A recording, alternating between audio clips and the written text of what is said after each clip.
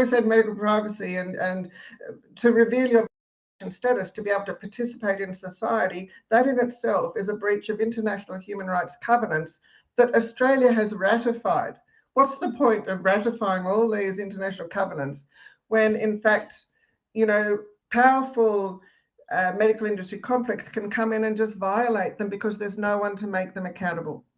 And so public health policy has always been the domain of the states, and the national policy has always been that in Australia is voluntary.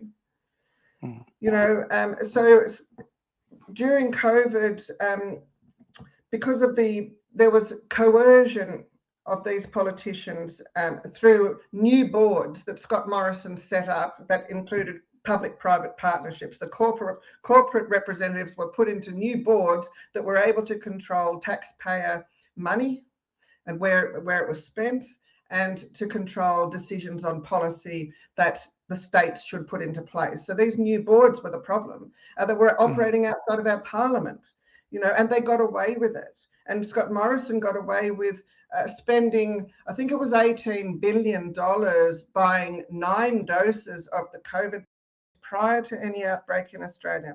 That was the contract we signed when we joined up to the World Health Organization, and that's not publicized by the mainstream media. So the majority of people don't realize the incredible waste of money and where it went to make these pharmaceutical industries even more powerful with what they're doing.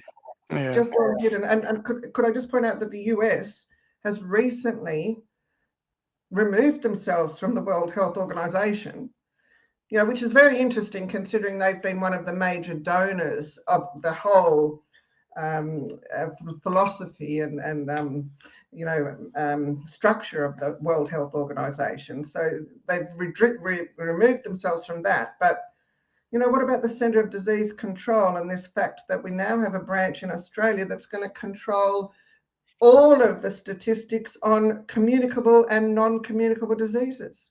I mean, there's your population control in a nutshell. They can control us to the hilt now with that fact, and they don't have to release that to third parties. I've had a look at the document. It's up to their discretion. They can do if they want, and that also violates our sovereignty, our own parliament's constitution. It is a violation because it says in the document that their decisions override any of our own parliamentary decisions.